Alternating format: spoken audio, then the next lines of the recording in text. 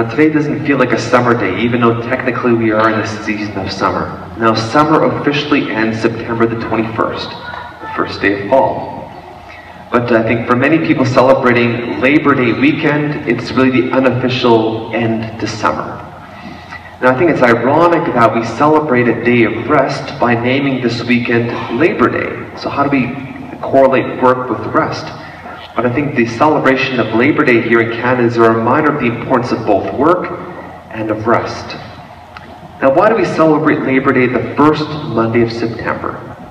Well, I did a little bit of research, and it really began in 1872 that the Toronto Typographical Union went on strike and paraded through the streets of Toronto to protest the poor working conditions that they were experiencing.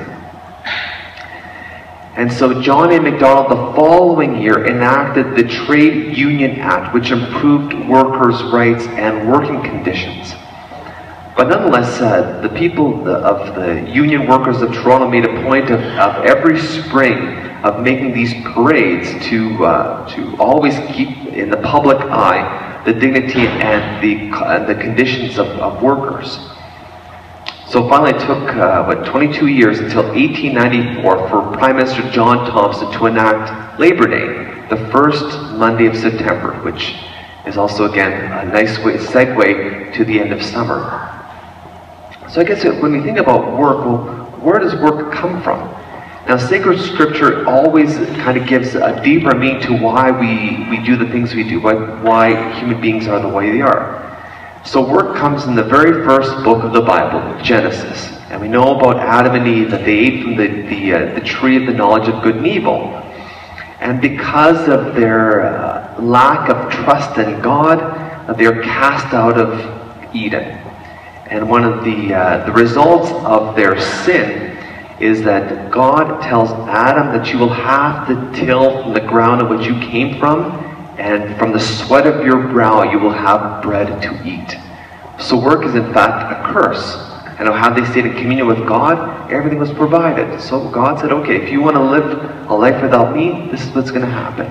So work becomes a curse. Now, isn't there anything good with work? It does, because ultimately the new Adam comes on the stage, Jesus. And Jesus takes the curse of work and in fact turns it into a blessing. So we know that Jesus was a carpenter. He was a carpenter's son, so he learned that trade. And so not only his physical work, but ultimately the reason that he came into this world was to make all things new. And his greatest work was to suffer, to die, to take away the sins of the world, and to make all things new through the resurrection and in his ascension. And of course, that's the tail end of his public ministry, but even through his public ministry, he's one who makes all things new through his work. And we have a wonderful example in today's gospel, that we've encountered a man who is deaf and mute. And so I think the fact that Jesus takes what is in the world and heals this man, because the gospel says he took him aside, he touched his ears, he spat and touched his tongue, and then he sighed, he looked up to heaven, and he said, be opened. That's a lot of work to heal someone. And all of a sudden this man is healed, and people rejoice in that. So Jesus' work is in fact a blessing to help bring his kingdom, to make all things new. Now what about us? And I think for many people coming back into the routine of work and saying, oh, especially tomorrow, Monday, back to work, oh. But I think the church always has a great appreciation for work because of what Jesus himself did. He was, as I mentioned, a carpenter's son, and his whole ministry was one of work and of service. And so when we work, we in fact help make all things new. We bring God's work and God's kingdom into play. That through our work, we learn about who we are. We look at, we can learn about things. So the more we work, the more we find out about who we are, what our talents and gifts are. When we work, we become, in fact, co-creators with God. That we use our time and talent to help build up his kingdom. That just as Jesus used his fingers and used his spit to heal this man, well, when we work, we use the resources of this world and use it to help other people. We're being co-creators with God. It's also a symbol of dignity. Because I think one of the great indignities of a person is not being able to work, to be unemployed, because one no longer has a role to play, to contribute. Because I think all people want to make things better. So people don't work, they lack personal dignity. And ultimately that our work should bear fruit and help contribute to the building up of society and even our families, that we're able to earn a wage and live a comfortable life in order to sustain ourselves, our families, and our societies. And so work is a blessing in what kind of the parameters of what God gives. Now, the problem often is because when people work, they make a lot of money, and it can be easily used not as a service to God and neighbor, but becomes a curse. And we see that in our second reading today from the letter to James. He says we see people with gold and fine clothes, and they immediately make themselves a distinction among the poor. And I think really the fruit of our labor should be one of service to God and our neighbor. So work with God helps make all things new. I think it's important for us to realize the significance of our work, and even what the popes in recent centuries have spoken about, especially Pope John Paul II. He said that work is, man is for work, not work for man. You understand the distinction?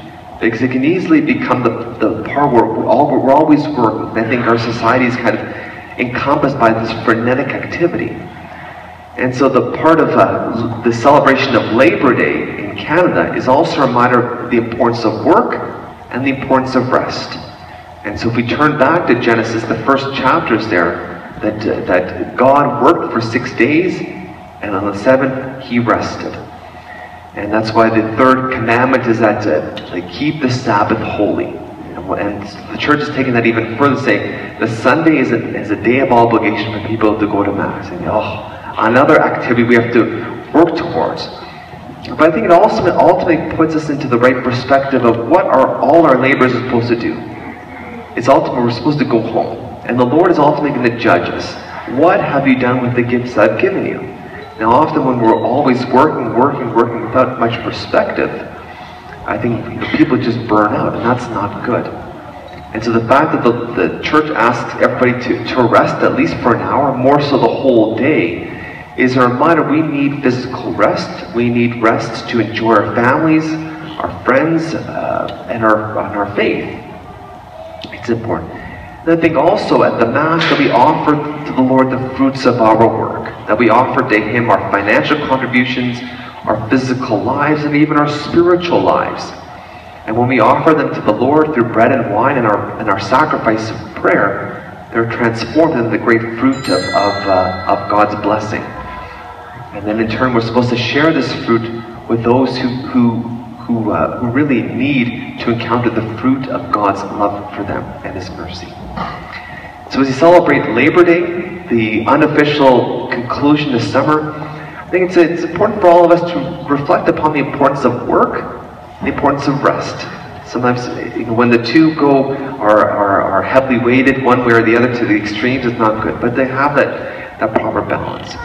And so let's continue to look to Jesus as the ultimate symbol of one who rested and also worked and has brought great fruit, the fruit of His mercy and redemption to the world. Let's see our work this week as an example of helping to build up God's kingdom, to make all things new, and that people can not only rest through our labors and also to find rest in the Lord through our work this week.